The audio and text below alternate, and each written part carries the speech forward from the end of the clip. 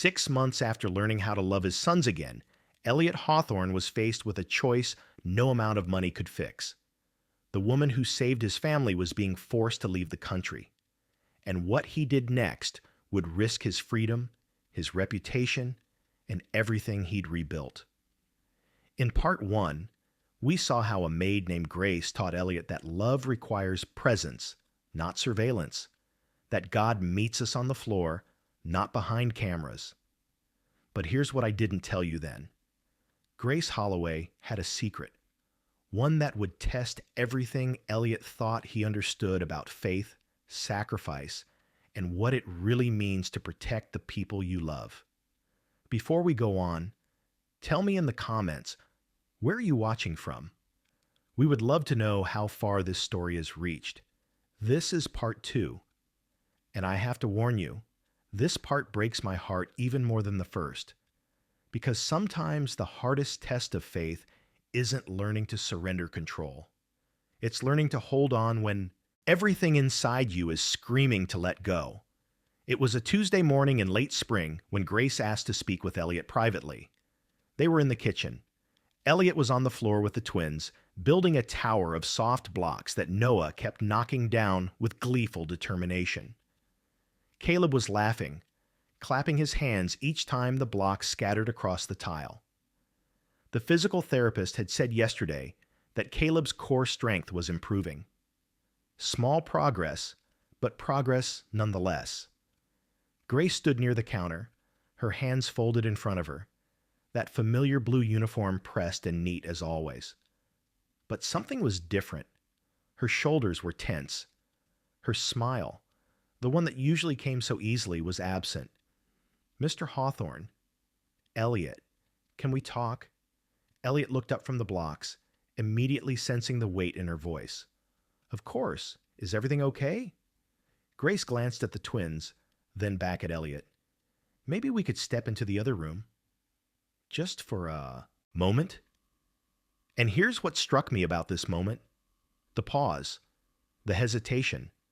Because when someone who's always calm asks for privacy, you know whatever's coming isn't small.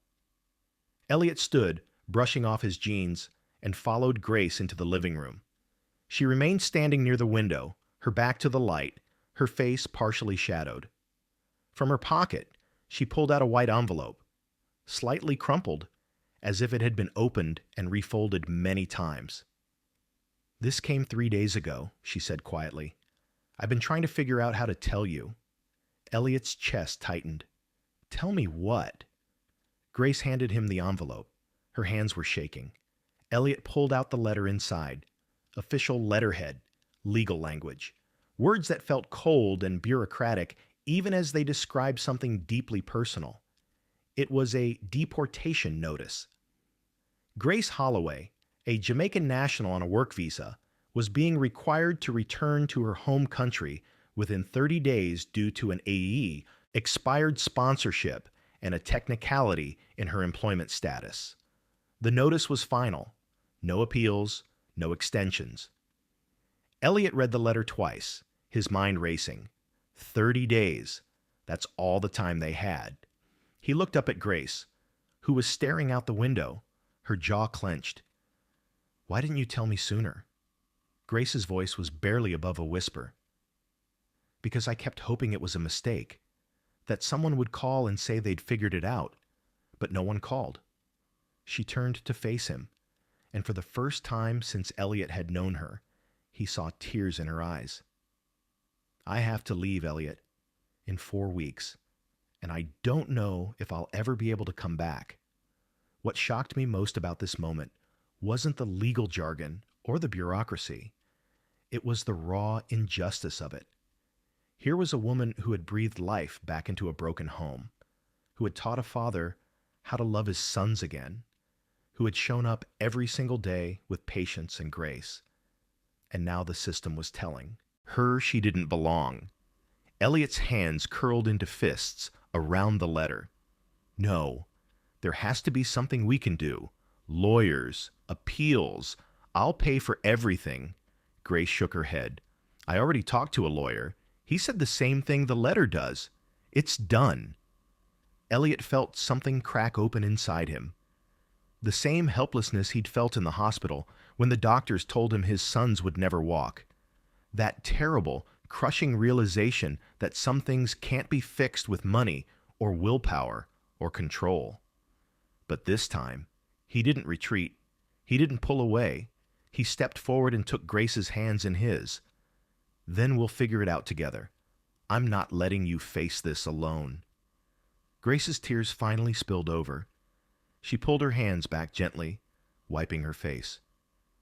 "You've already done so much, Elliot. You've learned to be present with your boys. That was the whole point." She tried to smile, but it didn't reach her eyes. Maybe this is just how it's supposed to end. And that line, that resignation, it hit me so hard. Because how many times do we convince ourselves that loss is inevitable? That we're supposed to just accept it and move on? Grace was doing what so many of us do when we're scared. She was preparing to leave quietly, without a fight, because fighting felt too painful. But Elliot wasn't the same man he'd been 6 months ago. "No," he said firmly, "this isn't how it ends." That night, Elliot couldn't sleep. He sat in his study with the deportation letter spread out on the desk in front of him, a dozen browser tabs open on his laptop, each one a different immigration law firm or advocacy group. He'd already made 6 calls, left 4 voicemails, sent countless emails. But every response was the same. The case was complicated. The timeline was too short. The system moved slowly, and 30 days wasn't enough time to undo what had already been decided. Elliot pushed back from the desk and walked down the hall to the nursery. The door was open, soft light glowing from the nightlight in the corner. Noah and Caleb were asleep in their cribs, their small chests rising and falling in perfect rhythm. Elliot stood in the doorway, watching them. 6 months ago, he would have pulled up the camera feed, would have watched from a safe distance, protecting himself from the pain of presence. Now he walked inside. He knelt beside Noah's crib and rested his hand gently on his son's back. The boy stirred but didn't wake. Elliot moved to Caleb's crib and did the same, feeling the warmth of his son's small body beneath his palm.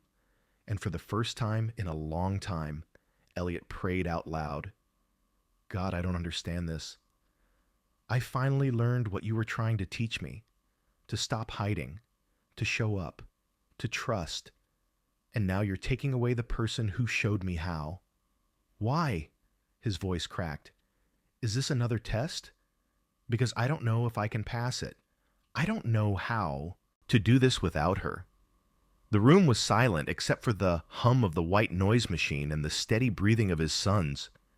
And then, from somewhere deep in Elliot's memory, a voice surfaced. Not audible, not external, just a thought that felt like more than a thought.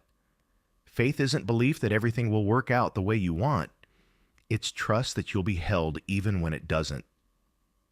Elliot closed his eyes and let the tears come.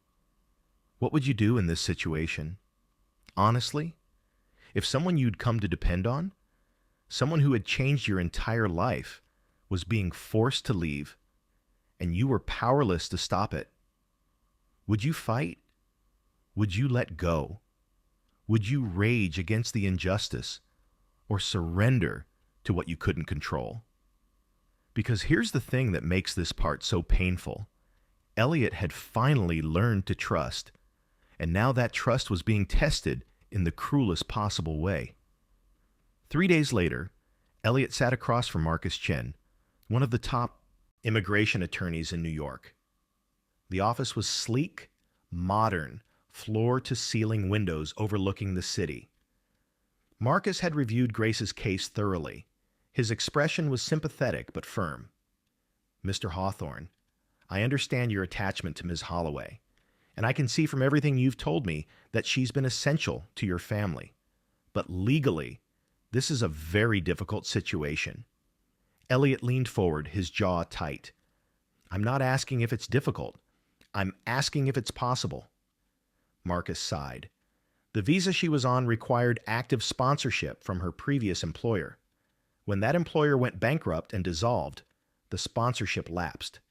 She should have transitioned to a new visa within 60 days, but she didn't, likely because she didn't know she needed to. So it's a technicality. It's the law. Marcus folded his hands on the desk. Now, there are pathways we could explore. An employer-sponsored visa, for instance. If you were willing to formally employ her as a full-time caregiver and go through the application process, how long would that take? Marcus hesitated. 6 months, maybe longer. She has 30 days. I know. Marcus's voice softened. Which is why I'm telling you the truth. Unless something extraordinary happens, Ms. Holloway will have to return to Jamaica. And once she's there, reapplying for entry could take years. Maybe longer. The words landed like stones. Elliot sat back in his chair, the weight of it crushing him. So that's it. There's nothing I can do. Marcus looked at him carefully. There's one option. It's unconventional, and I'm hesitant to even bring it up. Elliot's eyes sharpened. What is it? If Ms. Holloway were to marry a U.S. citizen, she could apply for a green card and remain in the country while the application is processed. Elliot froze. Marcus continued quickly. I'm not suggesting anything inappropriate, but if you know someone, a friend, a family member, who would be willing to enter into a legal marriage for immigration purposes, it could buy her time. It's not without risk, and it has to be handled carefully to avoid fraud allegations, but it is an option. Elliot's mind went completely still. Marriage.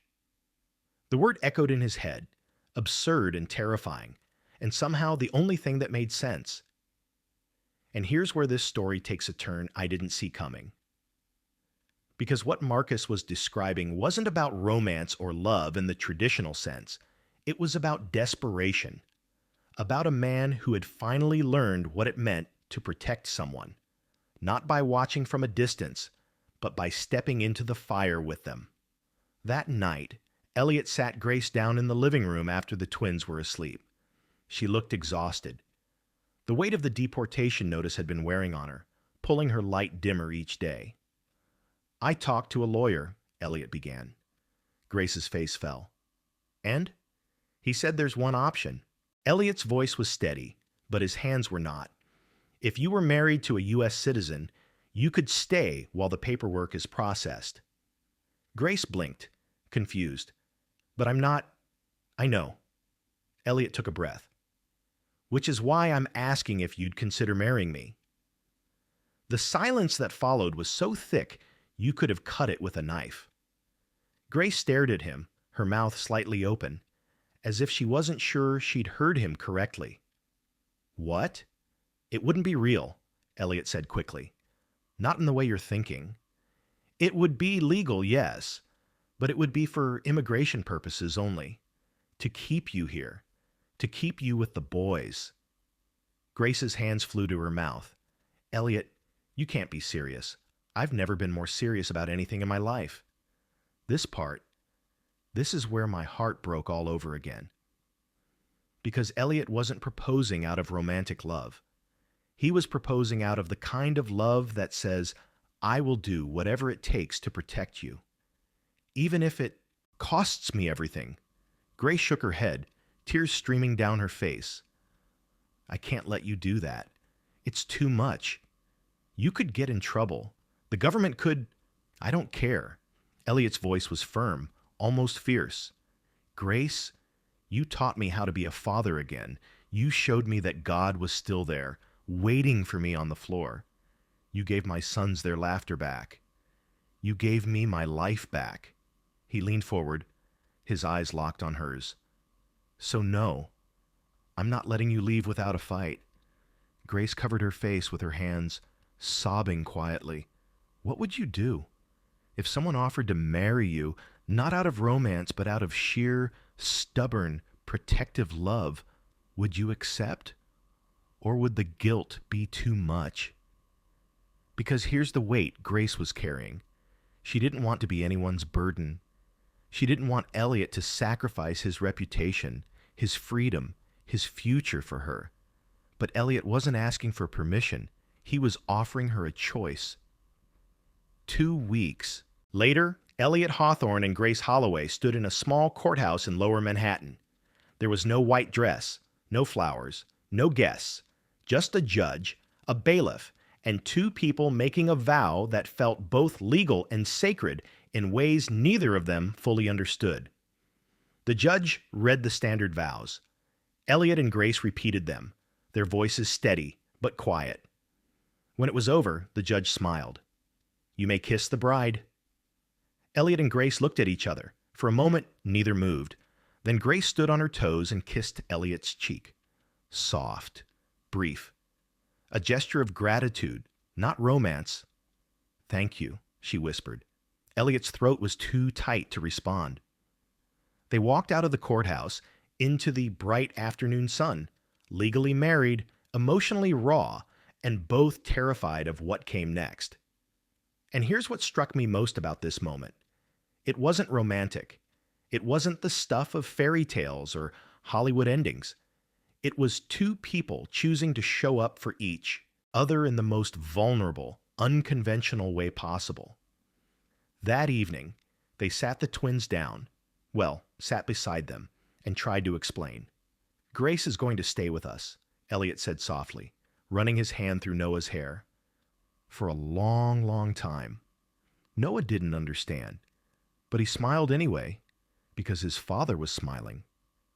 Caleb reached for Grace's hand, and in that small, sacred moment, the four of them became something new. Not a traditional family, not a picture-perfect one, but a family nonetheless. 3 months later, 2 immigration officers showed up at Elliot's door. This is the part that still makes my stomach turn. Because even when you do everything by the book, even when your intentions are pure, the system doesn't care. The system sees patterns, not people. The officers were polite but firm.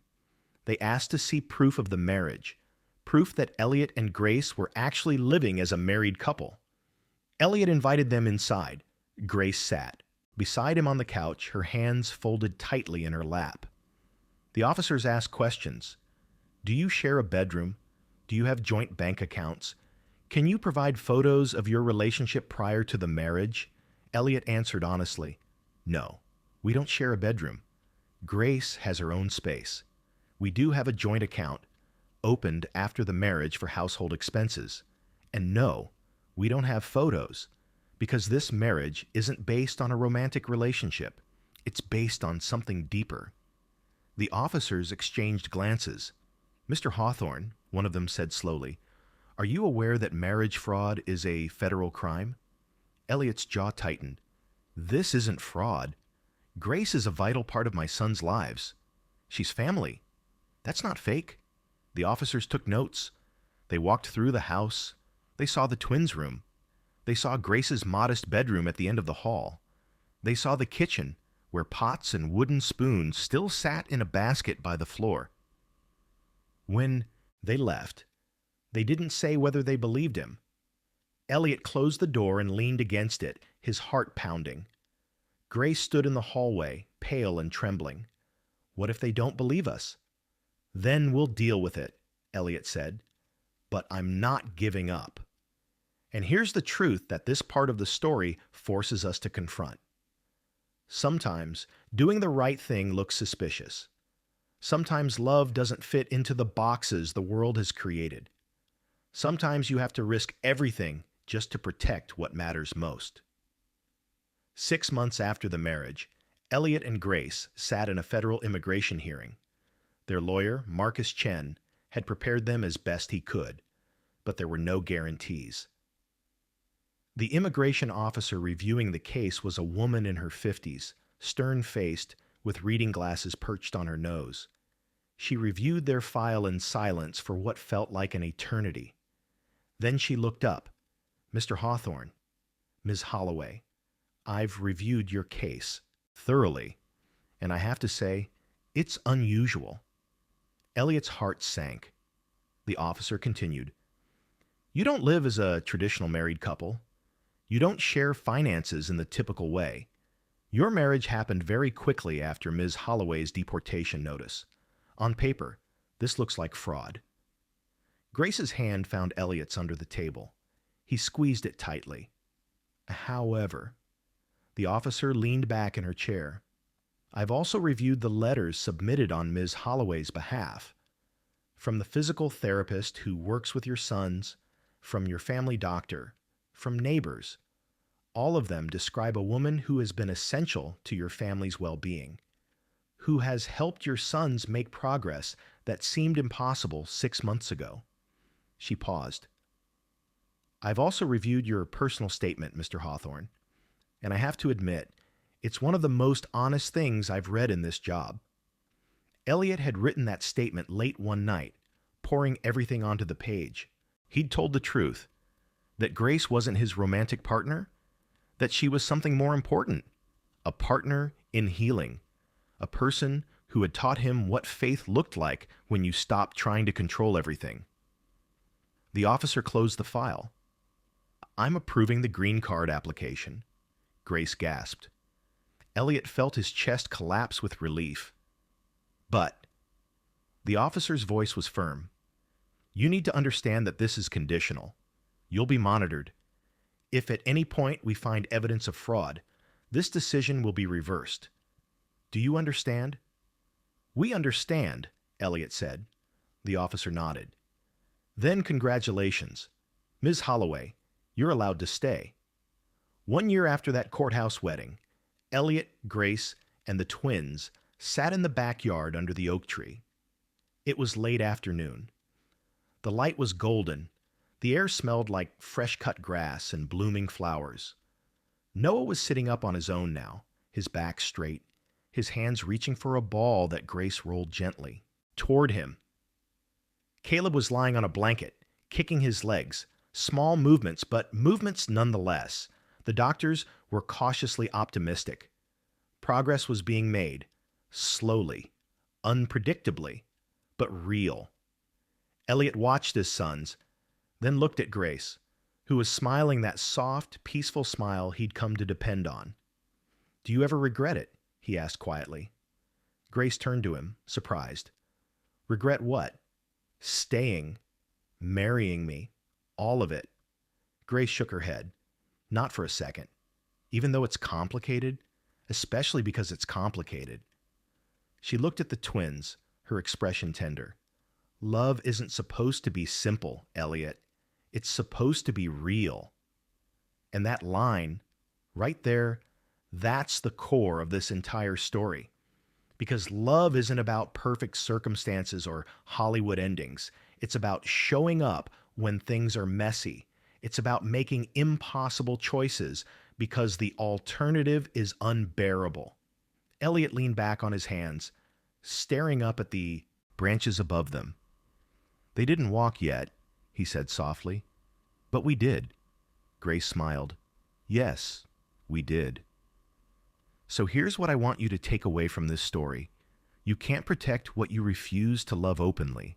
God often heals families not by changing bodies, but by restoring presence. And the floor, the place where pride ends and grace begins, is where miracles happen. Elliot Hawthorne didn't get the fairy tale. His sons didn't suddenly stand up and walk. Grace didn't fall madly in love with him. Their marriage remained unconventional, a partnership built on mutual respect and shared purpose rather than romance. But they became a family, a real one, the kind that doesn't fit neatly into categories or expectations. And maybe that's the most beautiful kind of family there is. If this story moved you, I need you to do something. Subscribe to this channel. Share this video with someone who needs to hear it. And leave a comment below telling me, what would you have done in Elliot's situation? Would you have fought? Would you have let go? Because sometimes, the stories that break our hearts are the ones that teach us what love really looks like. And sometimes, the floor is exactly where we need to be. If this story meant something to you, subscribe. More stories like this are coming.